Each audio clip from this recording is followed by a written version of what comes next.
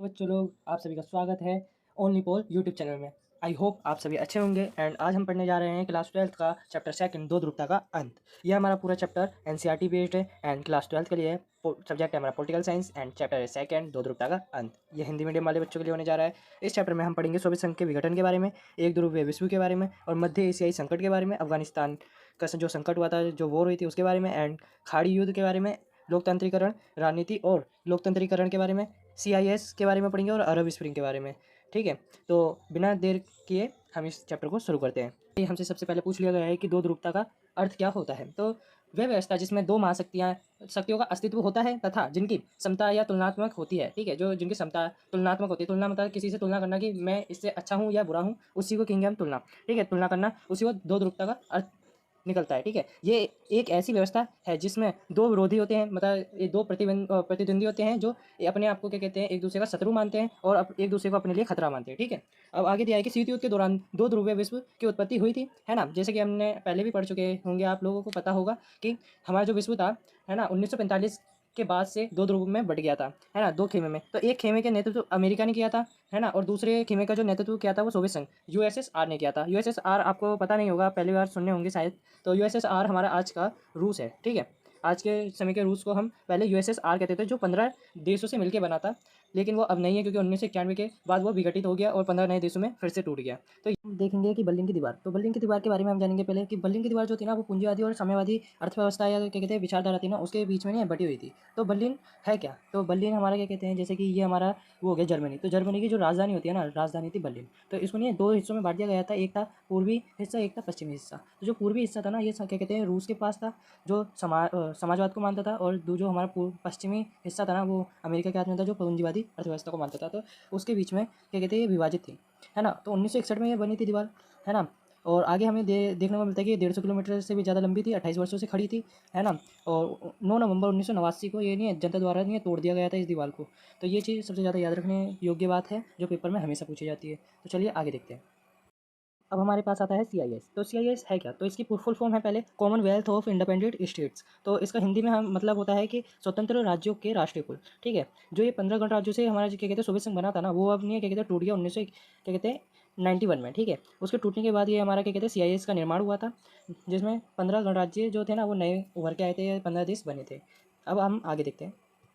चलो अब हमारे पास टॉपिक आता है सोवियत संघ USSR। तो सोवियत संघ था क्या, तो 1917 की जो बोल्शेविक क्रांति या रूसी क्रांति भी कहते हैं, उसके बाद नहीं क्या कहते हैं, ये अस्तित्व में आया था हमारा सोवियत संघ। ठीक है, जिसका पूरा नाम था USSR का फुल फॉर्म थी हिंदी में समाजवादी सोवियत गणराज्य संघ। ठीक है, ये 15 गणराज्यों से मिलकर बना था, मतलब 15 अलग अलग देशों से मिलकर बना था, है ना। सोवियत संघ का जो निर्माण था ना, गरीबों के हितों के लिए किया गया था, जिसमें समाजवाद और साम्यवाद की विचारधारा से प्रेरित था ये, है ना। समाजवाद वो होता है जो क्या कहते हैं सबको समाज के लिए ही होता है सारी चीज़ें, और सबको समान रख के किया जाता है, कि गरीब और अमीरों के बीच कोई भेदभाव ना हो, उसके लिए रूस ने क्या कहते हैं साम्यवाद अपनाया था। अब आगे हम देखने को मिलता है कि जो सोवियत संघ के विघटन के पश्चात जो स्वतंत्र हुए गणराज्य थे ना, अब वो कौन कौन से थे उनमें देखते हैं। कि बच्चों हमने ऊपर देखा कि रूस जिन 15 गणराज्यों से मिलकर बना था, अब उनके नाम देखते हैं। तो पहला था रूस, जिसे रूसी भी कहते हैं, Kazakhstan, Estonia, Latvia, Lithuania, Belarus, Ukraine, Moldova, Armenia, Georgia, Azerbaijan, Turkmenistan, Uzbekistan, Tajikistan and Kyrgyzstan. ठीक है, ये 15 जो देश थे ना, इन सबसे मिलकर हमारा क्या कहते हैं USSR बना था। अब इसके आगे हम पढ़ते हैं। तो बच्चों अब हम देखेंगे कि सोवियत संघ को महाशक्ति बनाने वाले कारण कौन कौन से थे। तो अब हमें देखने को मिलता है कि जो ये कारण थे ना, वो निम्नलिखित थे। पहला था हमारा अर्थव्यवस्था के आधार पे, तो अमेरिका के बाद में सोवियत संघ आता था अर्थव्यवस्था के आधार पे, और विश्व में क्या कहते हैं ये अधिक विकसित देश था, मतलब विकसित देश था ये उस समय। द्वितीय विश्व युद्ध के पश्चात में सोवियत संघ की जो संचार प्रणाली थी ना, वो उन्नत थी।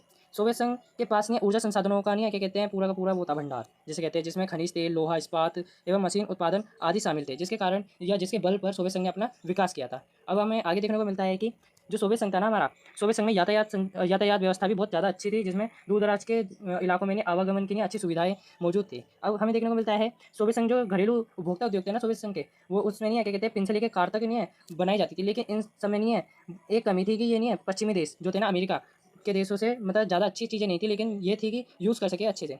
अब हम देख सकते हैं कि सोवियत संघ ने जो अपने देश में नागरिकों को प्रदान कर रखी थी वो व्यवस्था या बुनियादी सुविधाएं कौन कौन सी थी, तो वो थी शिक्षा व्यवस्था थी, बच्चों की देखरेख थी और यातायात सुविधाएं थी। इसमें क्या कहते हैं हम शामिल कर सकते हैं स्वास्थ्य सुविधाएं भी क्या कहते हैं शामिल कर सकते हैं। अब हम देखेंगे कि क्या कहते हैं लेनिन कौन थे। तो लेनिन का पूरा नाम था व्लादिमीर लेनिन, ठीक है। इनका जन्म 1870 में हुआ था, इनका देहांत 1924 में हुआ था, है ना। और बोल्शेविक जो क्रांति हुई थी ना, कम्युनिस्ट पार्टी के संस्थापक भी यही थे, है ना। बोल्शेविक क्रांति जो हुई थी उसके क्या कहते हैं नायक भी यही थे। और 1917 से 1924 तक नहीं इन्होंने अपना पूरा सहयोग दिया। और ये सोवियत जो समाजवादी गणराज्य था ना 1917 से 1924 तक नहीं ये उसके लिए संस्थापक और अध्यक्ष दोनों रहे थे, है ना। और मार्क्सवादी जो सिद्धांत है ना उसके क्या कहते हैं व्यवहारिक रूप से जो इन्होंने अत्यंत सफलतापूर्वक उसे बनाए रखा था। और लेनिन जो थे ना वो पूरी दुनिया में नहीं साम्यवादी जो होते हैं ना विचारधारा के और प्रेरक और रहे। और नहीं है एक ही ये जो इंसान थे ना इन्हीं को नहीं क्या कहते हैं वो माना जाता है कि ये समाजवाद को नहीं है अच्छे से क्या कहते हैं लाए थे। अब हम आगे तो चलो अब हमें देखने को मिलते हैं स्टालिन। तो स्टालिन का पूरा नाम जो था जोसेफ स्टालिन था, है ना। उनका जन्म क्या कहते हैं 1879 में हुआ था, इनकी मृत्यु 1953 में हुई थी। लेनिन के जो क्या कहते हैं लेनिन के बाद जो राष्ट्रीय अध्यक्ष बने थे ना वो स्टालिन बने थे, ठीक है। अब हमें आगे देखने को मिलता है कि 1924 से 1953 तक नहीं है इन्होंने नेतृत्व किया था सोवियत संघ का, है ना। और इन्होंने क्या कहते हैं सबसे ज़्यादा तेज़ जो विकास होता है ना औद्योगिकरण वो किया था। और बलपूर्वक नहीं है क्या कहते हैं समूहीकरण किया था खेतों का। तो बलपूर्वक इसलिए किया था क्योंकि नहीं है उस समय जो जोतदार जमींदार थे वो मानने को तैयार नहीं थे कि हमारे जो खेत हैं उनको एक करना, जैसे अब ये अलग अलग खेत हैं तो इन सबको एक ही उसके अंदर ले आना, एकीकरण करना, ये समूहीकरण करना यही होता है। और बाकी उसमें बांट देना और एक ही समूहीकरण करके एक ही फसल को बोना, तो ये किया था, है ना। आगे को हमें देखने को मिलता है कि 1930 के दशक से लेकर 1953 तक जो सोवियत संघ में क्या कहते हैं तानाशाह की स्थापना रही ना इन्हीं को नहीं स्टालिन को ही जिम्मेदार ठहराया जाता है इस चीज़ का। तो बच्चा लोग अब हम देखेंगे कि जो सोवियत प्रणाली थी ना वो क्या थी। तो सोवियत प्रणाली वे व्यवस्था है जिसके द्वारा सोवियत संघ ने अपना विकास किया था। तो सोवियत प्रणाली वो व्यवस्था थी जिसके कारण क्या कहते हैं हमारे सोवियत संघ ने विकास किया था। ये समाजवादी व्यवस्था पर आधारित थी, ठीक है ना। ये प्रणाली समतामूलक समाज या समाजवाद के आदर्शों से प्रेरित थी, ठीक है। और निजी संपत्ति का नहीं यहाँ पे विरोध किया जाता था और क्या कहते हैं जो समाज था ना उसको समानता के सिद्धांत पर व्यवस्थित करना चाहती थी, जो ये हमारी क्या कहते हैं सोवियत प्रणाली थी। अब सोवियत प्रणाली के निर्माताओं या पार्टी के जो भी लोग थे ना उन्होंने पता है क्या करा, जो संस्थापक थे उन्होंने सर्वाधिक महत्व दिया था। क्यों? क्योंकि नहीं सोवियत जो राजनीति थी ना उसमें नहीं क्या कहते हैं जो साम्यवादी पार्टी थी, मैंने बताया कम्युनिस्ट पार्टी जिसका नाम था, तो उसमें नहीं किसी भी दल या विपक्षी के लिए नहीं है जगह नहीं थी। ये सब नहीं है क्या कहते हैं योजनाबंद था, इसमें किसी भी अन्य पार्टी के लिए जगह थी ही नहीं। तो आगे हम देखते हैं। चलो अब हम पढ़ेंगे कि सोवियत संघ की जो विशेषताएं थी वो क्या क्या थी, है ना। इसके विशेषताओं के बारे में पढ़ेंगे। तो जो इसमें पहला दिया है हमारा पॉइंट, इसमें दिया है कि जो राजनीतिक वो थी ना प्रणाली वो समाजवादी व्यवस्था पर आधारित थी, ठीक है। दूसरा हमें दिया है कि जो समतावादी जो समाज था ना उसके आदर्शों से प्रेरित थी। तीसरा है हमारा सोवियत प्रणाली जो थी ना वो पूंजीवादी व्यवस्था का विरोध करती थी, है ना।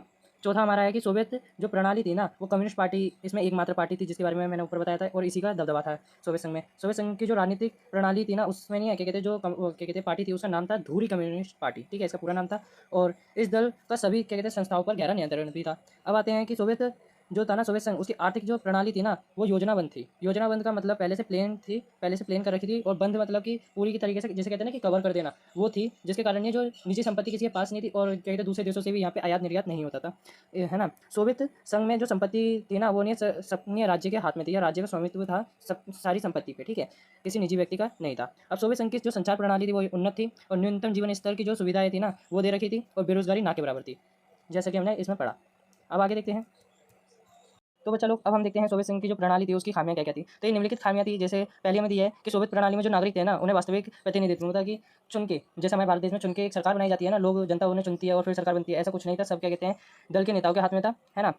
अब आता है नागरिकों को जो शासन थी ना शासन की कमियां निकालने का की स्वतंत्रता नहीं थी, है ना। आगे हमें देखने को मिलता है कि नागरिकों का जो जीवन यापन था ना वो बहुत कठिन था, बल्कि जो दल के नेता थे ना जो कर्मचारी थे या दल के नेता थे उन सबका जीवन यापन बहुत ज़्यादा सुखमय था यानी अच्छा था ये कह सकते हैं। और साम्यवादी जो दल था ना उसके शासन की जो संस्था थी जनता के प्रेरित उत्तरदायी नहीं थी कि उनको ये बताना क्योंकि जनता को ये बताना क्या कहते हैं जरूरी नहीं लगता था कि नहीं हम ये बनाने वाले हैं या कुछ करने से पहले जनता को बताया नहीं जाता था। जैसे कि आज हमें बताया जाता है भाषणों में मोदी जी कहते हैं कि भाइयों और बहनों हम ये करने जा रहे हैं या वो करने जा रहे हैं। तो ऐसे ही क्या कहते हैं वहाँ पे क्या कहते हैं उत्तरदायी नहीं थी जनता की जो पार्टी थी। अब आता है कि जो अभिव्यक्ति की स्वतंत्रता थी ना वो ना होना या ना हो के बराबर थी, है ना। और विरोध भी नहीं कर सकते थे, वही मैंने जो आपको बताया कि और ये नहीं है जो जनता थी ना विरोध ना करने के कारण आक्रोश हो रही थी कि इनके अंदर नहीं है जो थी ना भड़क रहे थे ये लोग कि हमें कुछ बोलने की आज़ादी तो है नहीं इस देश में, हम करेंगे क्या, तो इसी चीज़ को लेके इनके अंदर आक्रोश बढ़ रहा था, गुस्सा बढ़ रहा था। अब आगे हमें देखने को मिलता है कि सोवियत संघ अपने नागरिकों की राजनीतिक और आर्थिक आकांक्षाओं को पूरा भी नहीं कर पा रहा था। जो सोवियत संघ की पार्टी थी ना, कम्युनिस्ट पार्टी, अब जो नेता थे, अब उनसे कुछ होता तो था नहीं, तो वही जनता का गुस्सा तो करेगी,